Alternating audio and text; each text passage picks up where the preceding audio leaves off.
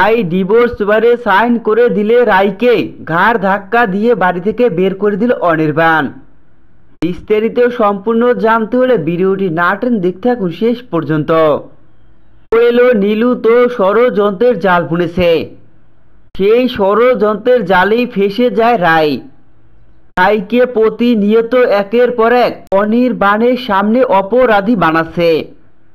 একদম কিছুতেই যেন রাইকে সহ্য করতে পারছে না অনির্বাণ। রাইয়ের প্রতি অনির্বাণের মন বিষিয়ে তুললে দেখা যায় অনির্বাণ রাইকে ডিভোর্স পেপার দিয়ে ডিভোর্সে সাইন করতে বলে।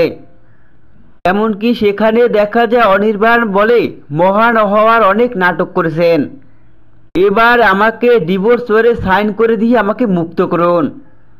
তখনই অনির্বাণের কাছ থেকে ডিভোর্স পেপার নিয়ে ডিভোর্স পেপারে সাইন করে অনির্বাণকে দেয় রাই।